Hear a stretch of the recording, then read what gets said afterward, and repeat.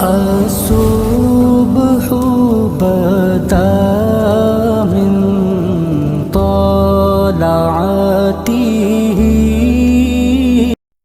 حضرت امام حسین تشریف لائے، بچوں سمیت آئے.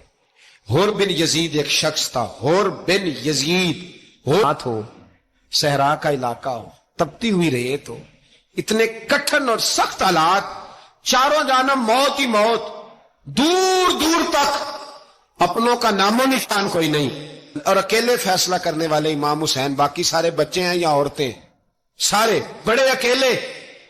19 لوگوں کو ایک بار میں حضرت ایسے ہی تماشا بنا دیا ہے. مظلوم تھے وہ تو رو رہے تھے. ہر مقرر یہ کہہ رہا ہے کہ وہ تو بار بار کہہ ابا پانی مل جائے، پانی آ جائے، ترس گئے. خدا کا خوف کرو، یہ دلیر لوگ تھے. ان کی باتیں آج بھی پڑھ کے دلیری پیدا ہوتی ہے، دلیری پیدا ہوتی ہے. دلیری. ایک ہاتھ کٹا، دوسرے پہ مشکیزہ، وہ بھی کٹا.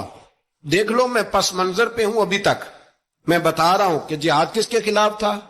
ظالم حکمران کے خلاف. ظالم کافر کے خلاف نہیں، مشرک کے خلاف نہیں. حضرت امام حسین رضی اللہ تعالیٰ عنہ نے ہر جگہ ایک ہی بات کی کہ یزید شرابی ہے تو بچے کٹوا دوں گا، شرابی کو ووٹ. یہ ایک نہیں، ہر کتاب میں یہی لکھا، ہر کتاب میں، اور ہر مسلک کی کتاب. یزید چونکہ مجرے دیکھتا ہے، رنڈیوں کا ناچ دیکھتا ہے، بچے کٹوا دوں گا، اس کے ہاتھ میں ہاتھ.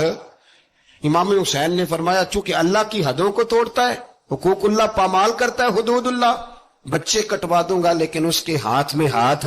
سارا دن خود مجرا دیکھنا اور 10 محرم کو 2 دیگیں پکا کے حسینی بن جانا.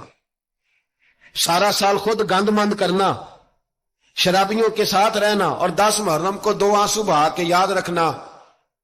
میں ہمیشہ کہتا ہوں، پھر کہہ رہا ہوں، جس کے موبائل میں گندے گانے ہیں، گند دیکھتا ہے، شرابی کبابی کا سپورٹر ہے، ووٹر ہے، یا مجرے دیکھتا ہے آتا جاتا ہے، وہ یاد رکھے قیامت میں امام حسین کا ہاتھ ہوگا، اس کا گریبان ہوگا. ہم سے نہ رقم ہوں گے قصیدے یزید کے، ہم لوگ تو حسین کے سیرت نگار. حضرت حکومت کس کی تھی؟ تو پھر یزید نے عبید اللہ ابن زیاد کو سزا کیوں نہیں دی، بلکہ ایک جگہ 2 گورنریاں دی. ہمارا کسی بندے سے جائیداد کا رٹا نہیں، ہم تو چاہتے ہیں امت اکٹھی ہو جائے. لیکن جو بندہ نبی پاک کی ماں کو دوزخی کہے، حضور کے باپ کو جہنمی کہے، یزید کو امیر المومنین کہے، اس کے ساتھ اتفاق رائے کر لیا جائے، یہ مذہب ہماری سمجھ میں نہیں آتا، بالکل نہیں آتا، قطعاً نہیں ہماری سمجھ میں آتا. کیسے اتحاد کر لیا جائے؟ یہاں تو میرے بھائی جو ہمارے ابا کا مخالف ہو، اس سے اتحاد نہیں ہوتا، اور جو نبی پاک کے والد کو دوزخی کہے اس سے اتحاد ہو جائے. کہتے ہیں جی وہ جی اتنی فرقہ واریت ہو گئی، ہم کس مسجد میں جائیں؟ 60 پارٹیاں پاکستان میں رجسٹرڈ ہیں جو الیکشن لڑتی ہیں. کبھی کسی بندے کو ٹینشن نہیں ہوئی کہ کس کے پاس جائیں کس کے پاس نہ جائیں. کبھی نہیں کو بولا کہ اب وہ بھی کھڑا ہو گیا، وہ بھی، کوئی ٹینشن نہیں. مذہب کی باری ٹینشن ہو جاتی ہے. اتنا بڑا مذہب ہوتا ہے بھائی، غلط بندے بھی آ ہی جاتے ہیں بیچ میں، تھوڑا پہچان کے چلنا پڑتا ہے صحیح کون ہے اور غلط. اور یہی تو ہمیں امام حسین نے بتایا ہے کہ مذہب کے اندر ہی تم نے شناخت کرنی ہے کہ بندہ ٹھیک کون ہے اور بندہ غلط. یہی تو کربلا ہے، یہی تو امام حسین نے بتایا. کفر اسلام نہیں، حق اور باطل. تو سمجھیے درس یہ ہے، پیغام یہ ہے، پیغام یہ ہے. یاد رکھو موت تیزی سے آ رہی ہے. ہمارے ساتھ والے، دائیں بائیں والے سب چلے گئے. اسی طرح نمبر لگے گا، ایک دن اعلان ہوگا. ضمیر کے قیدی بن کے زندگی نہ گزارو، بالکل نہ گزارو. یہ تھوڑی سی زندگی ہے، دنیا سجن المومن. حق بات کرو، حق پہ ڈٹنا سیکھو، دین سمجھو. خبردار رسول پاک صلی اللہ علیہ وسلم کے دین میں ظالم، جابر، فاسق، فاجر کی کوئی گنجائش قطع نہیں ہے.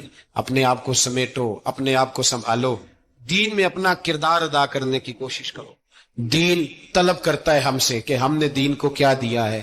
امام حسین نے سارا گھرانہ دین کے لیے دے دیا. ہمارا جو بچہ کسی کام کا نہیں رہتا اسے مدرسے داخل کراتے. ہم نے دین اتنا کمزور کر دیا ہے کہ عالم اگر شور نہ کریں، عالم اگر شور نہ کرے، زور نہ کرے، گھٹن والا ماحول ہو گیا. مذہب کی پوزیشن کمزور کر دی.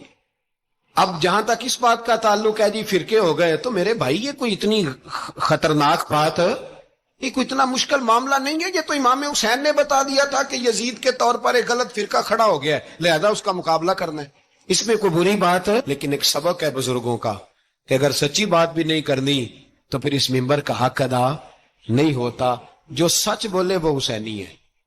جو ظالم کے سامنے کھڑا ہو جائے وہ حسینی ہے. جو مصلحت کوش ہو، جو کہے ٹائم نہیں، گراؤنڈ ریالٹی نہیں، حالات نہیں، طبیعت نہیں، موقع نہیں، تو ابھی امام حسین کے پیغام کو نہیں سمجھا.